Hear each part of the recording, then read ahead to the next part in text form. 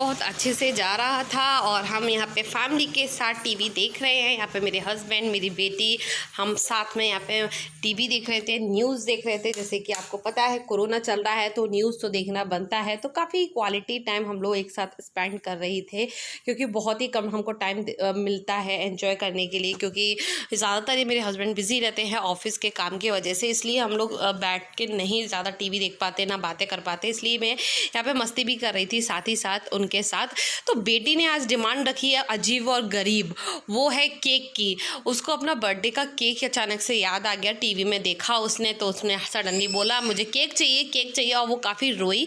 तो फिर क्या था, लॉकडाउन में केक तो आ नहीं सकता था, तो सोचा मैंने घर पे ही ट्राई करती हूँ। तो यहाँ पे मेरे पास 2 अंडे पड़े थे, उन दोनों ही अंडों का मैंने सोचा केक बनाती हूँ। जैसा भी बनेगा कम से कम मेरा बच्चा तो खुश हो जाएगा। तो यहाँ पे मैंने मिक्सी के जार में 2 अंडे ऐड कर दिए हैं, और अंदाजे से यहाँ पे मैं चीनी भी ऐड कर देती हूँ, क्योंकि अंडे में चीनी ऐड कर देती हूँ। और उसके बाद हमको जो ऐड करना है वो है रिफाइंड। यहाँ पे मैंने इस केक को पहले भी बनाया है और सेकेंड टाइम मैं बना रही हूँ, ज़्यादा बार नहीं बनाया है। तो आधा यहाँ पे कप मैंने ऑयल यानी कि रिफाइंड ऐड कर दिया है। अब इन तीनों ही इंग्रेडिएंट को ऐड करने के बाद यहाँ पे मैं मिक्सी का जार चला के एक स्मूथ सा पेस्ट तैयार कर लूँगी। ये जो केक मैंने बनाया था काफ़ी टाइम पहले बनाया था, वो भी बहुत टाइम हो गया, मुझे याद नहीं है। उसके बाद मैंने ज़्यादातर सूजी का केक बनाया, ये वाला केक नहीं बना था। तो सेकंड टाइम ट्राई कर रही थी तो थोड़ा सा अजीब सा भी लग रहा था, डर भी लग रहा था कि पता नहीं बहुत गैप हो गया तो कैसा बनेगा। तो इस तरीके से बीच बीच में मुझे चेक भी करना पड़ रहा था। तो चेक करने के बाद इस तरीके से हमारा ये पेस्ट तैयार हो गया था। तो उसके बाद मैंने मिक्सी बंद कर दी थी। अब मिक्सी बंद करने के बाद अब हम नेक्स्ट आगे की प्रिपरेशन करते हैं। तो क्या करना है हमको, इसके लिए वो मैदा का मैं केक तैयार कर रही थी, तो यहाँ पे मैंने मैदा ले ली थी और बर्तन ढूंढ रही थी। बर्तन मेरे गंदे डले थे, मेड आ नहीं रही है, तो बहुत ज़्यादा प्रॉब्लम हो रही है काम की भी। तो यहाँ पे मैं मैदा ऐड कर रही हूँ, तो लेकिन हमको मैदा को चलनी में छान कर ऐड करना है। अब यहाँ पे मैं बेकिंग पाउडर ऐड कर रही थी, और ज़रा सा यहाँ पे चुटकी भर मैंने बेकिंग सोडा भी ऐड किया है। इससे हमारा केक है वो काफ़ी अच्छा बनता है। सोडे से मतलब ये होता है कि हमारा केक काफ़ी अच्छा फूल जाता है। तो इसलिए यहाँ पे ऐड करने के बाद आप देख सकते हैं यहाँ पे चुटकी भर हमने यहाँ पे सोडा ऐड किया है। बहुत ही ज़रा सा ऐड करना है, ज़्यादा नहीं ऐड करना है, वरना हमारा जो केक है वो ख़राब हो जाएगा। इसलिए यहाँ पे इन दोनों ही इंग्रेडिएंट को ऐड करने के बाद यहाँ पे स्टेनर की हेल्प से मैं स्टेन करके यहाँ पे मैंने मैदा निकाल रही है। और आप देख सकते हैं यहाँ पे मैं थोड़ा सा मैदा और डाल रही हूँ, क्योंकि मुझे थोड़ा सा कम लग रहा था। और उसके बाद यहाँ पे मैंने डिब्बा रख दिया है। तो कि अब हमारा केक का जो पूरा बेस था, जो ऑलरेडी पहले से तैयार था, जो कि मिक्स करने के बाद कुछ इस तरीके से बन गया है। मिक्स करने के बाद यहाँ पे मैं केक का जो मोल्ड होता है उसमें मैं ऐड कर दे रही हूँ काफ़ी अच्छे से। पहले से मैंने इसको अच्छे से वो यहाँ पे बटर पेपर लगा रखा था, जो कि मैं आपको नहीं बता पाई, तो मतलब वीडियो मिस हो गया था। अब बबल्स आ जाते हैं, इसलिए यहाँ पे थोड़ा सा हल्का सा आप इस तरीके से टैप टैप करके यहाँ पे रख दीजिए ओवन में। मैंने यहाँ पे ओवन में रख दिया है 180 डिग्री सेल्सियस पे। मैं यहाँ पे इसको 20 मिनट के लिए रख दूंगी, जो कि आप देख सकते हैं मैंने 20 मिनट के लिए रख दिया है। 20 मिनट बाद मेरा कुछ इस तरीके से केक बन के तैयार हो गया था, जो कि मेरी बेटी को बहलाने के लिए, उसको खुश करने के लिए तो एटलीस्ट काफ़ी अच्छा है। तो केक बन गया था। अब बारी है पति से साथ थोड़ा सा मैंने टाइम स्पेंड किया था। वो कैसे किया था, वैसे तो टाइम मिलता नहीं है, लेकिन पति ने यहाँ पे बनाया है काढ़ा, क्योंकि आपको पता है कोरोना चल रहा है। तो इम्यून सिस्टम को स्ट्रॉन्ग करने के लिए, अच्छे से स्ट्रॉन्ग करने के लिए इसको इन्होंने काढ़ा बनाया था। साथ ही साथ हम लोगों को कोल्ड भी हो रखा था, तो उसके लिए भी काढ़ा बहुत अच्छा रहता है। इसलिए यहाँ पे दोनों का ही ग्लास रखा हुआ है काढ़े का, और यहाँ पे वो साथ ही साथ पी रहे थे। यह अलग बात है, मुझे बिल्कुल भी पसंद नहीं आया था, क्योंकि उसमें बहुत सारे मसाले थे और गुड़ था और जाने क्या क्या था, जो कि मुझे अच्छा नहीं लग रहा था। लेकिन पति की खुशी के लिए मैं वहाँ पर पी रही थी। साथ ही साथ यहाँ पे मैं वीडियो कॉल करा रही थी अपनी फैमिली के साथ, अपनी बेटी को, तो काफ़ी एंजॉय कर रही थी, काफ़ी खुश हो रही थी, आप देख सकते हैं। और मेरे को टेस्ट बहुत ही बकवास लग रहा था। और उसके बाद आई अब पति से थोड़ी सी लड़ाई हो गई थी। मैंने सोचा नहीं था कि इस टाइप का मतलब हमारे बीच में थोड़ा सा मनमुटाव हो जाएगा। वो रीज़न ये था कि उनको बर्तन धुलने थे। मेरे हाथों में प्रॉब्लम है, तो मैं बर्तन नहीं धुल सकती, और मेड नहीं आ रही है, लॉकडाउन चल रहा है, जैसे कि मैंने मेड को अभी नहीं आने दिया है जब तक ये कुछ टाइम तक। तो बर्तन काफ़ी टाइम से गंदे थे, तो मैंने अपने हस्बैंड को बोला कि मैं धुल दूँगी, लेकिन उन्होंने बोला कि नहीं, आपके हाथों में प्रॉब्लम है, तो तो बर्तन धुल देंगे। इसी के चक्कर में हम दोनों के बीच में थोड़ी सी बहस हो गई। मुझे अच्छा नहीं लगता मेरे हस्बैंड इस तरीके से काम करें, बर्तन वगैरह धुले, वो भी मेरे होते हुए। तो मैं उनको काफ़ी मना कर रही थी लेकिन वो नहीं मान रहे थे। तो बस इसी चक्कर में हमारे बीच में थोड़ा सा तू मैं भी हुआ और थोड़ा सा झगड़ा टाइप का भी हो गया था।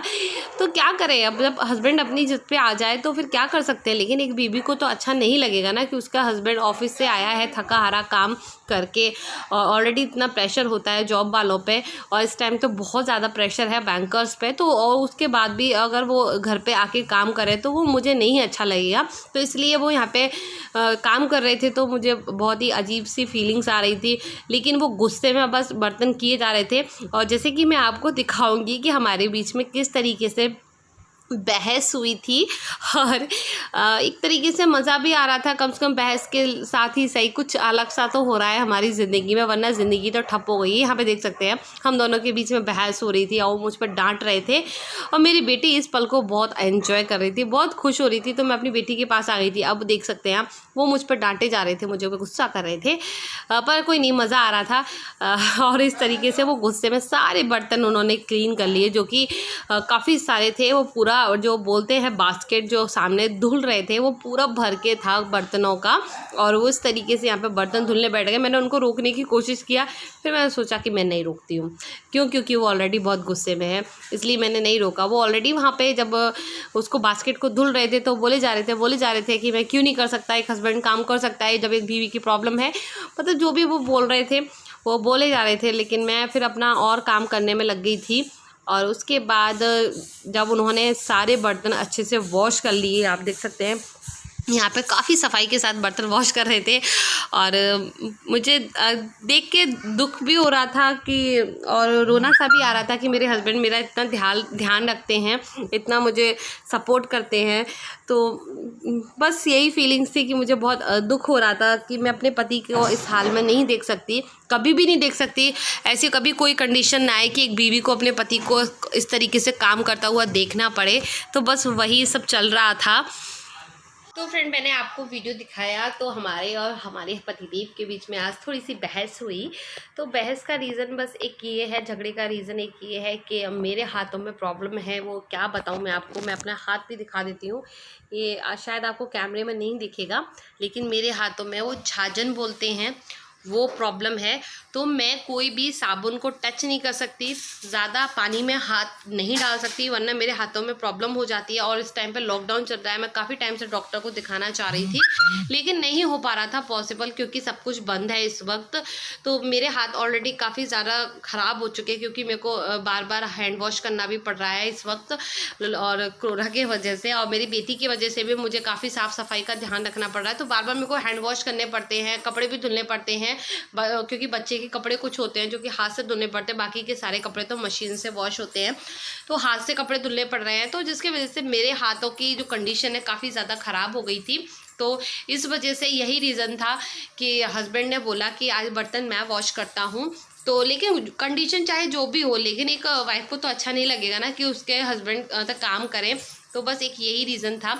तो मैं बहुत परेशान हूँ अपने हाथों से, काफ़ी टाइम से मुझे ये प्रॉब्लम है, लेकिन इसका अभी तक कोई सॉल्यूशन नहीं मिला। जब तक हम मेडिसिन खाते हैं तब तक तो ये प्रॉब्लम मतलब ठीक हो जाती है, और जैसे ही मैं मेडिसिन खाना बंद कर देती हूँ ये प्रॉब्लम फिर से हो जाती है। तो यही प्रॉब्लम मेरे साथ चली आ रही है, और अभी से नहीं है, ये मेरे साथ काफ़ी सालों से प्रॉब्लम है।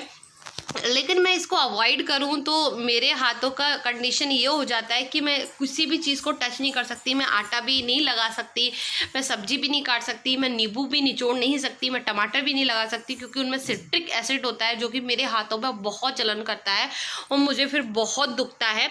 नींबू मतलब जो मूली का रस है ना, मैं उसको भी टच नहीं कर सकती। एक बार मैंने मूली के पराठे बनाने के लिए मूली का जो रस था उसको निकाल रही थी, तो मेरे हाथों में इतना जलन हुआ, 2 से 3 दिन तक मैं परेशान रही थी। तो मेरे हाथों में पता नहीं क्या प्रॉब्लम है, क्या अजीब सी बीमारी लगी हुई है जो ठीक भी नहीं हो रही है।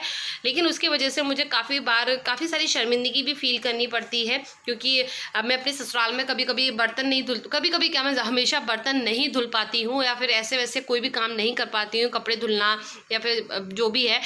तो तो क्लीनिंग भी ज़्यादातर मेरे हस्बैंड करते हैं, जैसे कि लास्ट वीडियो में दिखाया था, वो भी ज़्यादातर क्लीनिंग करते हैं। तो मेरे हस्बैंड मुझे बहुत सपोर्ट करते हैं मेरे इस बीमारी की वजह से। तो बस यही चल रहा है मेरी लाइफ में।